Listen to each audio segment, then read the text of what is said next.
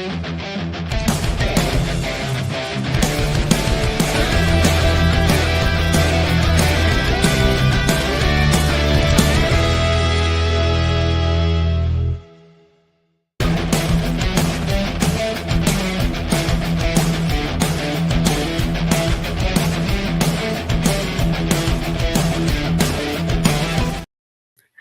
is Stratton. Welcome to the Wrestling Time Post Show. It is Saturday, April 19th, 2025, and tonight I'll be talking about WrestleMania Night 1, but I'm not alone. Joining me for this is another Michael 101591. How you doing, guys? Thank you, Datilla, for having me on. Always a pleasure. Of course, always a pleasure having you. All right, let's talk about, let's say things off talking about the main event here, because I feel like this is what got everybody talking. So the main event was Seth Rollins versus CM Punk with Paul Heyman versus Roman Reigns. Now, this was interesting because Paul Heyman was going to come out with CM Punk, and this was the first time I think that Roman Reigns came out without the title, without Paul Heyman. Like, he was really out there by himself. Yes. So that was interesting. I don't know about you, but like I felt like in Living Color, that's a TV show. Living Color. Good show, yeah, I know, good show. I was actually watching some old clips of that show today. Yeah, one of my favorite sketch comedy shows. Jim Carrey came from there. Mm-hmm. Anywho, Living Color, I don't know if it was their sound system or maybe the way it came across on my TV, but they just did not sound good performing live. When I heard it, I'm like, this is not too good. I was expecting it to be more of like Punk's theme song in the vein of that. Yeah. We needed to hit it high, and it came off pretty mediocre. It did. But anywho, I thought this was a really great main event. This rightfully deserved to be the main event. I really like that everybody got showcased. You know, Roman got showcased, Rollins got showcased, CM Punk got showcased. I like how Rollins spent pretty much the match trying to convince Roman Reigns to work with him. And when it seemed like he was finally going to work with him, he pulls a rug underneath his feet and put cheap shots in. Mm-hmm. You know, and I actually really like how Punk did the Anaconda Vice to Reigns. Rollins did the sharpshooter to Punk. Reigns did the guillotine to Rollins, and then Punk did the curb stomp to Reigns. Punk did the GTS to Rollins, then he did another GTS and a spear. Reigns did, Roman did the spear to Punk. Rollins did the stomp to Reigns, and then all three men went down. I really like that hesitation with Paul Heyman, like when you have Roman and CM Punk, and he's there with the chair, and he's just like, oh my God, who'd I give it to? And he gives it to CM Punk. And when he betrays him by doing the low blow, you see Roman is just laughing. He's laughing maniacally. And then he tries to entice Roman to hit Seth Rollins. And he gives, Roman Reigns a low blow. And Seth Rollins ends up being victorious here. When I saw Roman laugh, now I'm like, don't laugh, because you know what's coming. You know it's gonna come. Yeah, I kind of saw it coming. This was, I think this is going to be an image for the ages. That's going to be the next meme there. Yeah, and this one for sure is definitely going into the most shocking moments of 2025. This moment right here. Even I called it before the match ended up beginning, before WrestleMania. I called it. Yeah, so this was something. And then Paul Heyman leaves with Seth Rollins. Remember on Raw, Seth Rollins told Heyman that, he owed him a favor. So maybe this was a favor. Yeah. Not only that, I did see this image. Maybe it's a little bit of foreshadowing. I know this is fake. Yeah. This is a fake image, but... Yeah, they've been talking about, who's this third guy? And a lot of people were like, it could be The Rock. It's been going around. Yeah, so what are your thoughts on the main event and Seth Rollins winning and Paul Heyman betraying Roman and Punk? I thought this was the best match of the night, in my opinion. Mm-hmm. I thought all three of these guys delivered. The crowd was interested in this main event because there was story going into it compared to the other matches that we gotten on the card.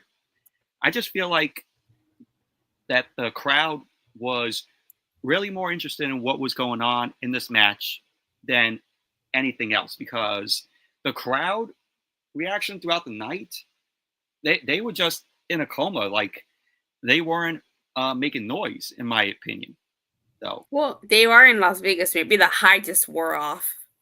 Yeah, but as for Rollins win the match, originally my prediction was going to go to CM Punk, but then I started thinking about it a little bit, and I'm like, nah, Punk is not going to win. I see this more being Rollins' win, and I called that Paul Heyman was going to turn on Reigns and Punk and side with Rollins. And I was right about that. I called it. But I thought that the heel turn by Paul Heyman on both Reigns and Punk was just great. I mean, this whole match was, in my opinion, as I would call it, peak cinema. Yeah, I have to agree with you. This was arguably the best match in the entire card. Mm-hmm. And this match saved night one.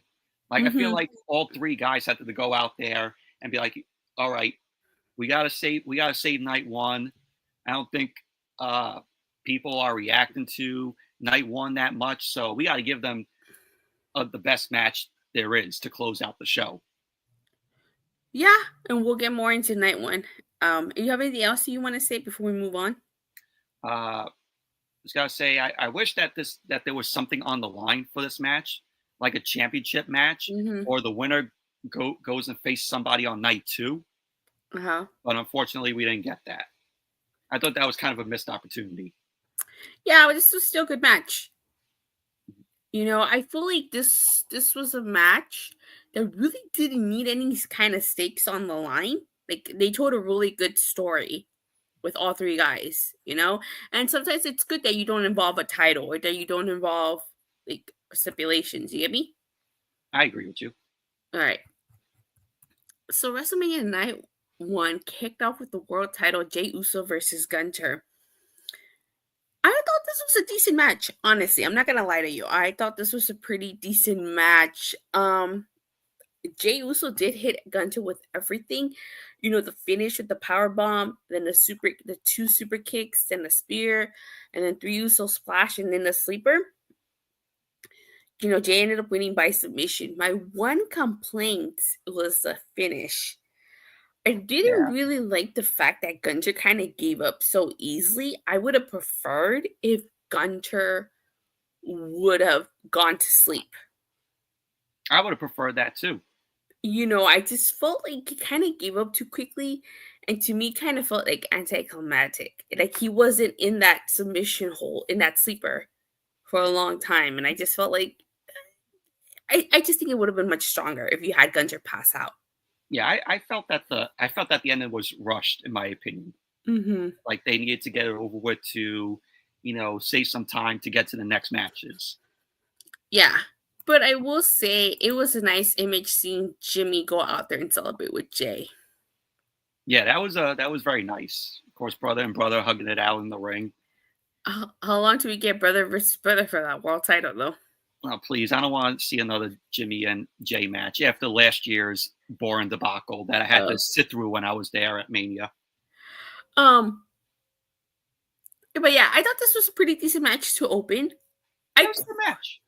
I question though if this match would have gone on last, because Jey Uso did win the Royal Rumble, and the Triple Threat would have gone second to last. I felt like I still think that it would have still been a good ending. Kind of a good ending. I think because I feel like everybody would have been happy that Jay won, and that's how you close out WrestleMania with Jay winning and everybody eating. I think they would have been good, but like I said, my one complaint would have just been Gunther giving up way too quickly. Yeah, see, I would have had Stratton and Charlotte Flair be moved, and then just put Gunther versus Jey Uso as the first main event, and then have the Triple Threat as the co-main of it. The co-main event, yeah. So you would have switched. You would have swapped Tiffany and Charlotte. Yeah, for Gunther and Jey Uso. Okay, yeah, I think That would have made more sense. when you put it that way, yeah, I think you. I think if you would have had two strong matches, the two strongest matches finish, I think it would have made for a much stronger night one. I Yeah, think you're right. I was kind of surprised that they announced that this match was going first. Same. Because I would have never booked it that way. Yeah, I either this would have closed or this would have gone, like you said, second to last. I think it would have been good for it to go second to last. I wouldn't have complained about that. If I were to book it, I would have had LA Knight and Jacob Fatu start off the show. Yeah. So next we get the tag title match. It's the War Raiders versus the New Day. I like the War Raiders. But let me say this. I like the War Raiders. I really do. I think they're a good tag team. You know, I was a huge advocate for them. Same, since they were in NXT. This was a Raw match. They honestly should have swapped this with the SmackDown tag title match. With the TLC match for the SmackDown tag titles. They should have swapped them for that. Yeah, this was just mediocre and the crowd didn't even care. Yeah. And what would have made this match better? If they added a gimmick to it. Make it they should have made it a Viking rules match. But they're not Vikings anymore. Yeah, but they could have made it a war rules match. Yeah, this match definitely needed an extra oomph to make it mean something. This was this was a TV match. This match did not need to be on WrestleMania. Yeah, this did not scream a WrestleMania quality match. Oh, it didn't. Next we get Jade Cargill versus Naomi. And also, I gotta say that that it was a mistake for the New Day to cheat out of the match and win the titles. I just felt that was kind of like a oh yeah, well, the New Day are long reigning tag team champions. Let's just give them the titles back anyway, because they're one of the greatest tag teams in all WWE. That's what I felt like. Yeah, like that's what I'm saying. Like this was a TV match. Yeah. So we get Jade Cargill versus Naomi. You know, I have to say, my biggest gripe when Naomi came back to WWE was the fact that I felt like she was kind of just there. Naomi has been killing it being a heel. I will say that much right now. I She's agree. doing amazing work. I'm so happy that finally WWE is giving her something to do. And they gave her new theme music. Yeah, they gave her new theme music. She's knocking it out of the park. Yeah. The new theme music I actually like. Right. Now, Jade Cargill, this was her singles debut at WrestleMania, and I think she did a decent job. But again, I feel like this was a TV match. Yeah. Yeah, this was another mediocre match as well that should have been on SmackDown. This is definitely a TV match. Don't get me wrong, though. I'm glad they gave them, a stage at WrestleMania, because I felt like with Naomi's work, like she definitely deserved to be on WrestleMania. Yeah, but once again, this was not a WrestleMania quality match here. Yeah. Next week, the U.S. title match, it's LA Knight. Yeah. Versus Jacob Fatu. Jacob Fatu with a star-making performance. Yeah, and this was for the United States Championship.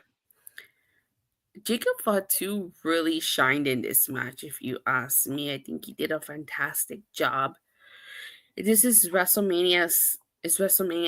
Not only his WrestleMania debut, but he won his first title. First singles title. So this was great, I'm glad LA Knight, also got his WrestleMania match in Vegas, but I knew Jacob Fatu was winning this one. Same as me. I'm like, yeah, LA Knight, he had his time with the title. It's time to give some fresh new blood to hold the other title in Jacob Fatu. And I thought it was a good match. I thought this was better than the previous two matches. And and it felt like a WrestleMania quality match. It did. And I think it's a credit to both LA Knight, yeah, and Jacob Fatu. You know? Yeah, I agree. So next we get the match that I was looking forward to, Rey Fenix versus El Grande Americano. So when this match, and I mean this in the best way possible, no disrespect. I love Rey Mysterio. He's one of my favorite wrestlers. Who doesn't love Rey Mysterio? But I really didn't care for Rey Mysterio versus El Grande Americano. I feel like that's a TV match. A Raw match. Exactly. And I was just like, I was not looking forward to seeing that match, Mm-hmm.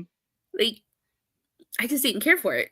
And then it was reported earlier in the day that Rey Mysterio was not able to compete, was not medically cleared to compete.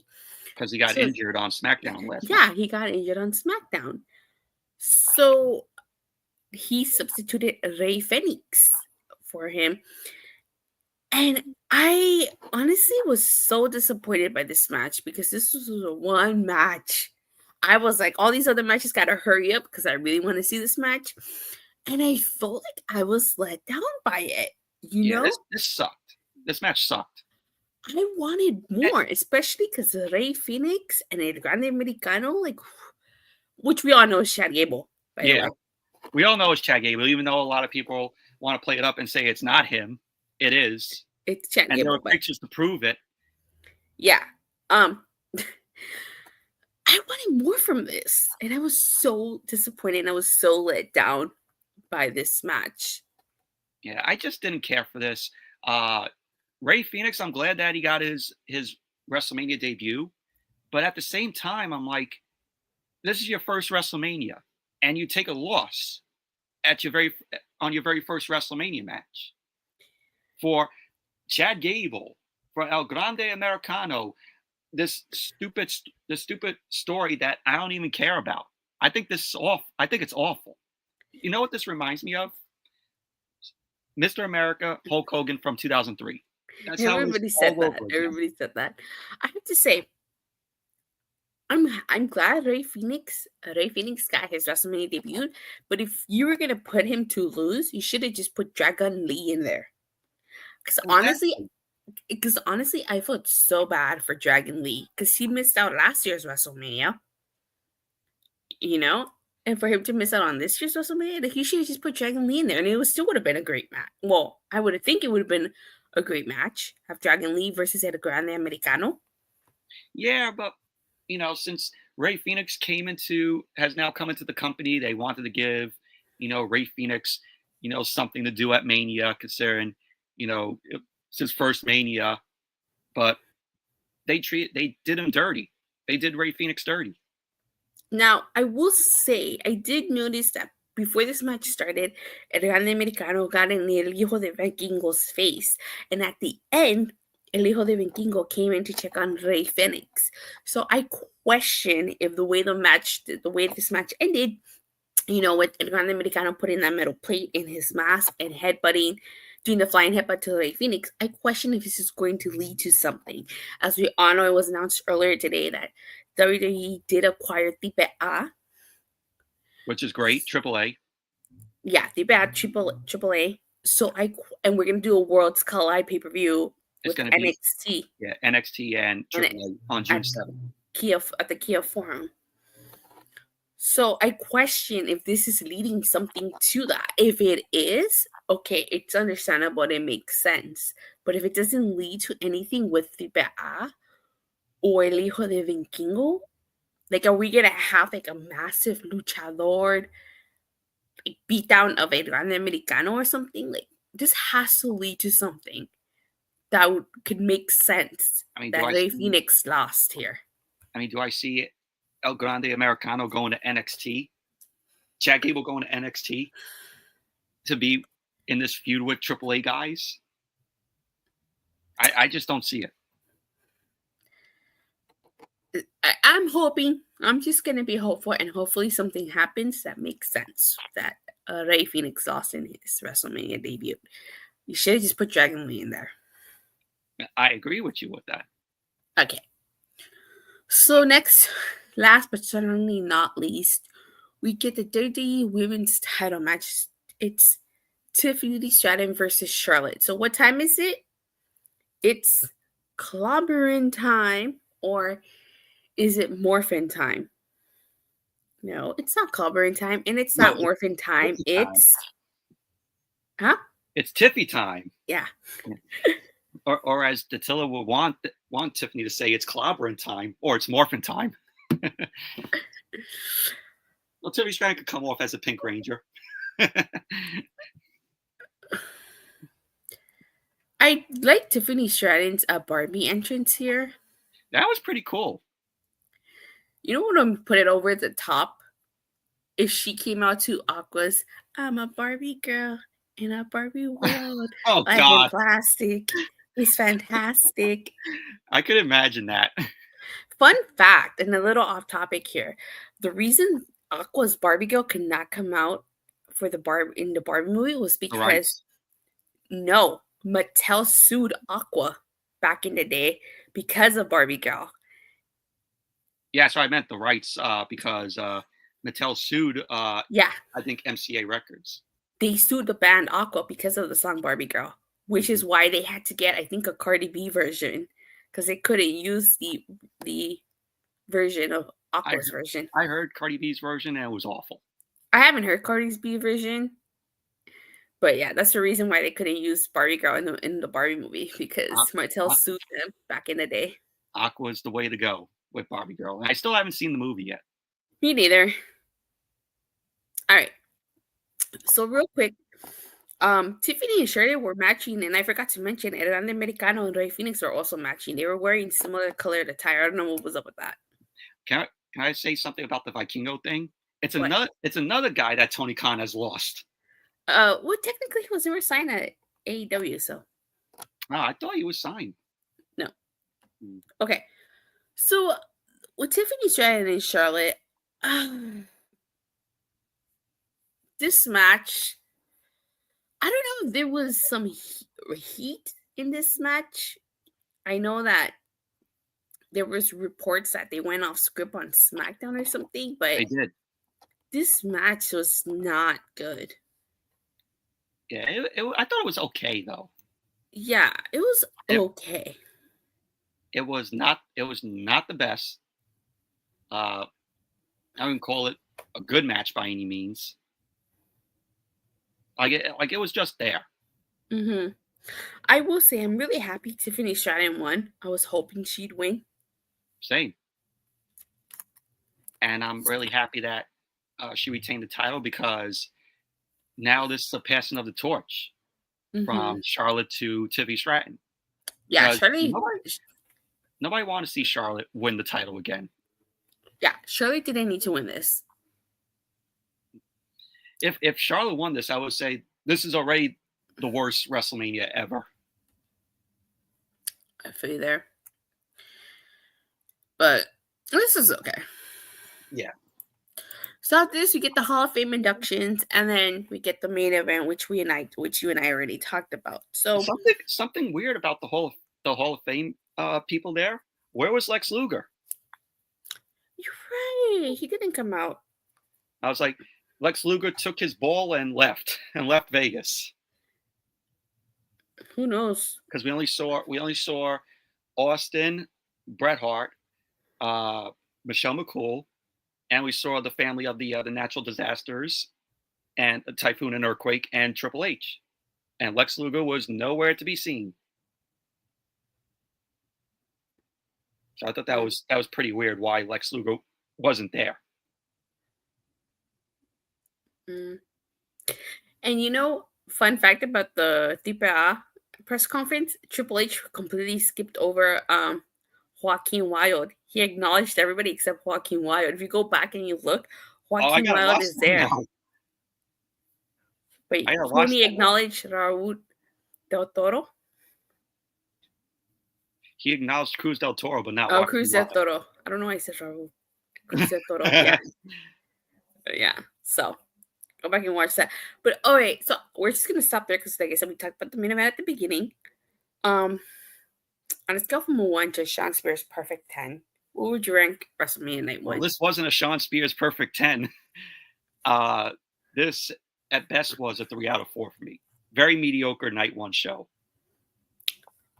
This was the worst night 1 of WrestleMania since the 2 nights of Manias were officially announced.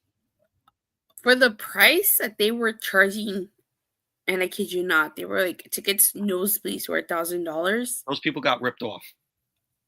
This was not justified for $1,000. The 2 best matches were the opening and the closing. Yeah. I gotta say, me and Dattila were lucky to have not gone to Mania this year. Yeah. Night 2 really has to step it up. Yeah, they gotta deliver. They really have to deliver. The night 2 card looks a lot better than night 1. Yeah, it does. But I have to say, like, to me, I'm going to be a little generous here, and I'm going to give this a 6 out of 10. All right. A 6 out of 10. You thought the show was overall okay? It was okay. It could have been worse. Yeah. It could have been worse. Like, some of these matches could have gone on way longer than they needed to be. Yeah, if it wasn't for the main event, this would have been one of the worst WrestleMania night 1s ever. Yeah, if it wasn't for the main event, this definitely would have been like a 3 or a 4, on my opinion. The main event saved it, and the opening match saved it too. That's why I give it a 6 out of 10. It wasn't too bad, in my opinion. I definitely get to see how night 2 holds up, and overall give WrestleMania a ranking. But where can people find you, Michael? Well, you guys can find me at Michael101591. I do WWE reviews, Monday Night Raw every Monday, SmackDown every Friday, AEW occasionally because I haven't done AEW reviews in a while because the creative sucks. I do movie reviews, DVD, Blu-ray, 4K updates. I have old school commercials on my channel. I just did a watch along tonight of night 1 of WrestleMania, 4-hour stream, and tomorrow night I'm going to be going live doing a watch along of night 2 of WrestleMania 41. So check out my channel tomorrow if you want to join in for my watch along for night 2, starting at 7. Come in and have some fun. And of course, the Dattila pops on my channel from time to time. So check, if you like what you see, subscribe. Yeah, and then you can follow me on Twitter at @Dattila_. Talk Raw, SmackDown, occasionally AEW Dynamite. And of course, for all things TNA, you can check me out every Thursday on Body Slam. Don't forget to like and subscribe. Make sure you hit that bell so you can notify whenever I go live or release a new video. And I'll see you guys tomorrow for the WrestleMania Night 2 review. Bye. See ya.